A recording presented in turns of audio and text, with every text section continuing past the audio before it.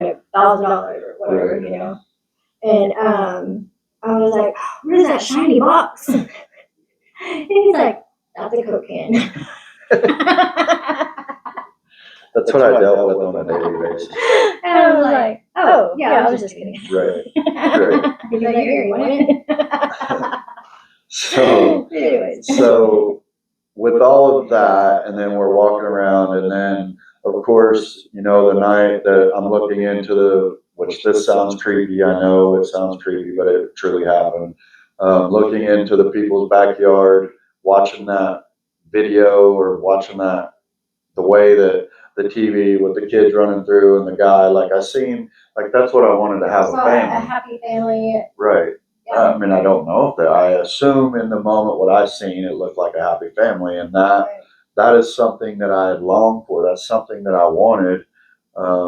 And so, like, it's like, why am I doing this, right? I got somebody special, right? And right here next to me, like, you didn't have to stay out there. And so many times I ask you, like, why are you out here with me? You could go home at any time, right? And so why would I not Right. be? Why would you not be? And so, when you have that type of stuff, like why wouldn't we get sober, right? But now the reason that I had made the decision earlier is because why didn't I leave? I'm just kidding. Right. It's so scary because, like, what does life look like when you're not high all day? Man, who knows? Like, because last time I tried that, I failed.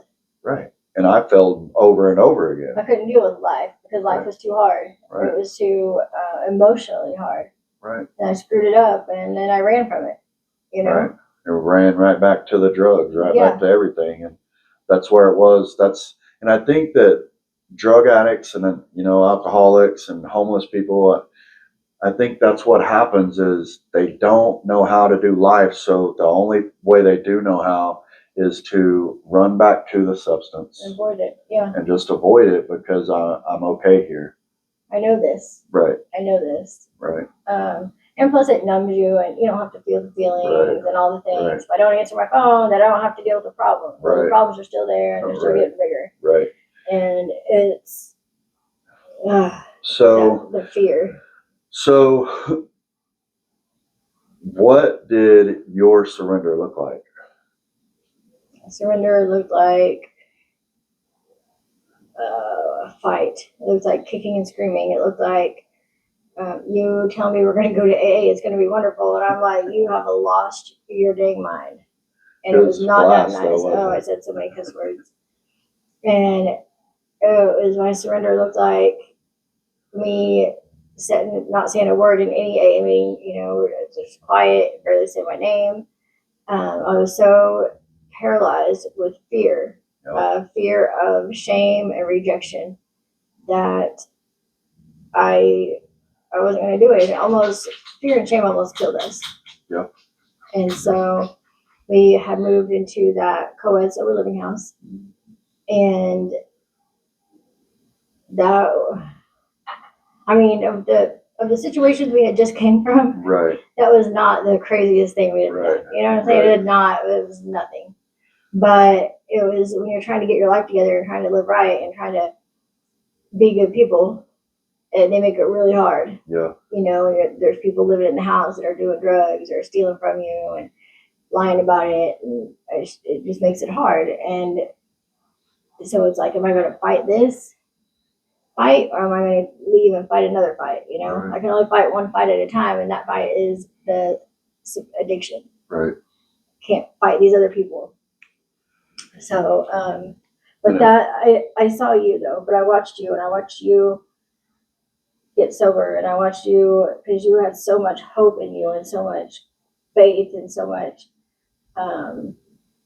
You just knew it was going to work, and you knew it was going to happen, and I was like, I couldn't figure it out how you knew that, you know. And I didn't believe, but I believed that you believed.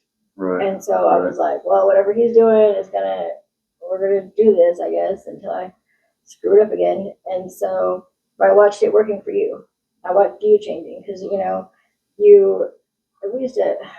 were not nice people. Like we did some horrible things, and so to watch you smile and laugh and have hope and get some pep in your step, you know, you're just like, yeah, we're gonna do this, and I'm like, Right. If I didn't look like this, I had black dreads. If I can figure out how to insert a picture like in the video, how they do, I'm gonna figure it out. And so I'll put like our active addiction picture Yeah, in that'd be this, great. and it'll be great. But it was not rainbow and sunshine. No. It was not long hair and you know what I'm saying, and clean cut guy. Right. It looked like we fell out of a caveman video. You know that caveman cartoon where he's like, Yeah. you know, talking about the old school cartoon? Yeah. That's what it was like. Yeah, it was pretty rough. That's, I mean, I've heard that a lot, you know, and it's crazy because I was so full of fear too. And I was watching what Steve did, you know what I'm saying? So I knew that Steve was going to lead us the right way, or he's going to lead me. So my job is to lead you. And it's all I got to do is make sure that I get up in the mornings, I go to work, I come home, we go to a meeting. That was our life for so long, and it became so repetitious. And you got to a point where you started meeting people at the clubhouse, and then you started talking more. And then I remember you didn't want to share, but you started making the bracelets for everybody. Mm-hmm. And once you started making the bracelets, then all of a sudden you fit in. Mm-hmm. And then once you fit in, then it was like, okay, I can do this. Yeah, I fit in before that. I just didn't know I fit in. Right. And so the bracelets, I would make bracelets so my hands would stay busy, so my brain could listen to what was going on around me because there was so much noise. Yeah. And so to try to focus, and it worked. And asking Michelle to be my sponsor, that was the scariest thing I've ever done. Is to ask someone like, what if she says no? I remember that conversation. It's like in third grade, like ask someone to be your boyfriend, kiss my butt. You know what I'm saying? You can ask me. Right.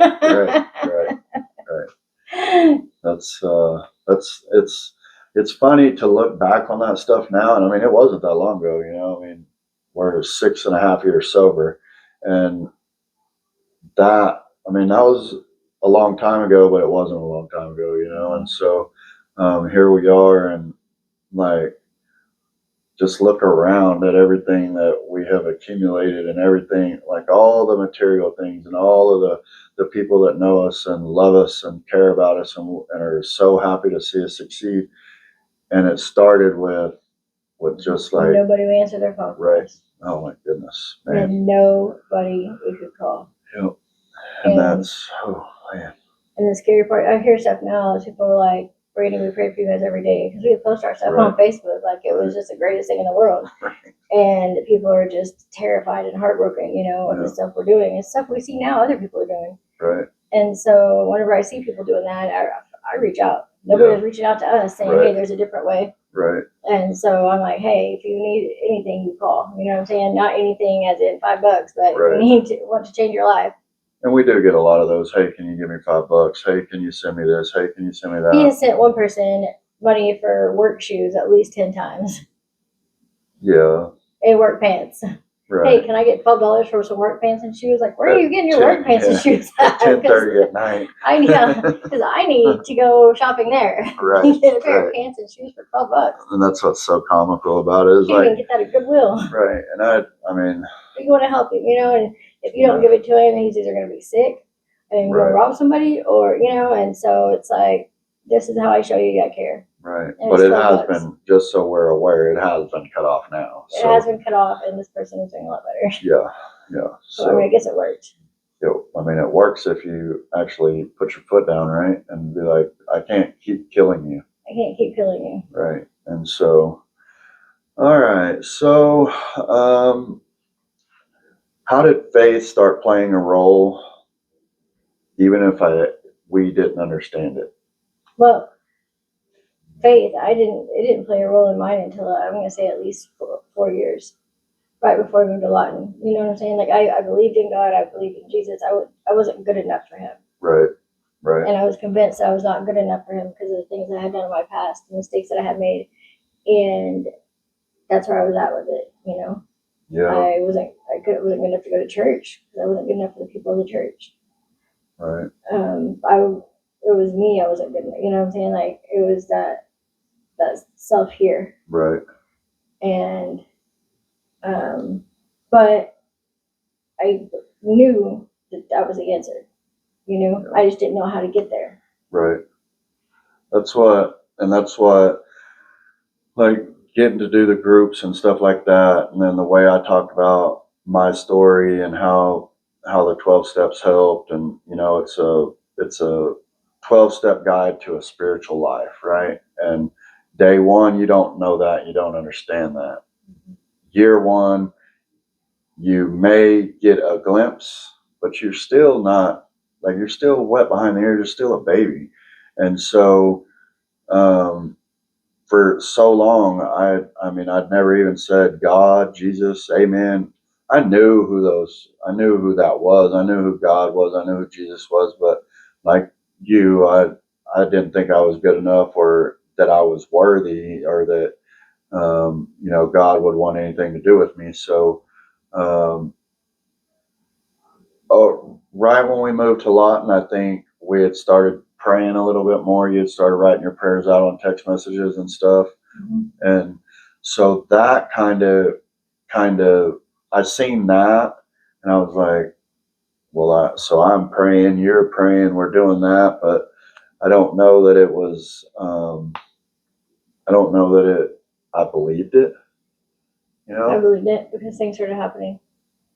And I think I believed it because you believed it. And so the roles reversed, you know what I'm saying?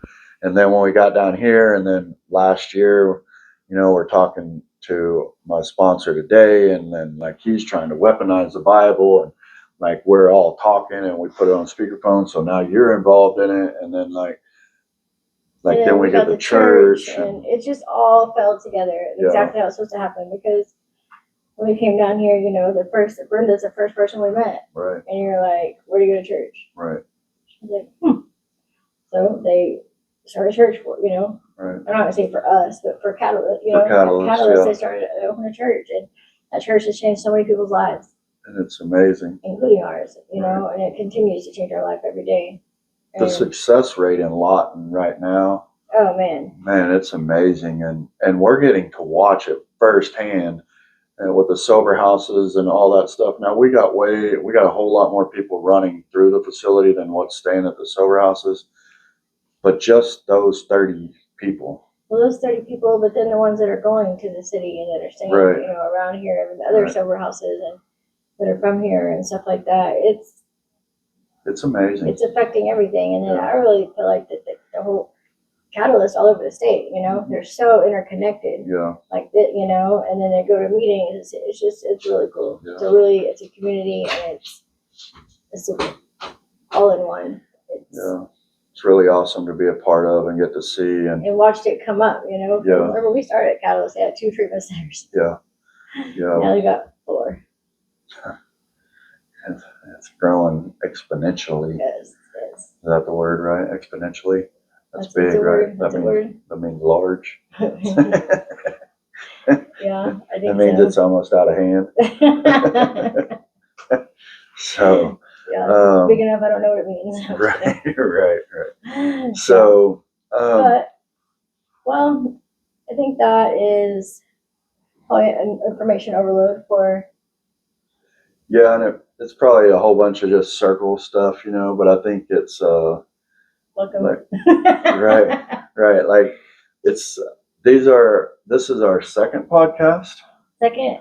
And so we're gonna try and do 2 a day, maybe 3 a day, something like that. Something, or 3 a week, maybe. Yeah, it just depends on how fast I get it edited, and different things, and how many people are actually watching it. Yeah, we want to reach as many people as possible. We want to get it out there that there's hope, that there's a better way of living, that people can do this. Yeah. It would be really cool to get. I'm not even saying like a huge audience, followers, right? Right. But like 10 people, right? If 10 people were gonna watch regularly, like I would go on TikTok live and just sit here and talk. That would be a good time. Talk to people all over the world. Yeah, that would be fun. My grandma used to do that. She met her second husband like that. Yeah. My dad was mad. I can imagine. I can imagine. Yeah. But all right, guys. Well, we we love you and we care for you and hope that you are having a great evening or a great day, whatever it is. And we'll see you next time. Bye.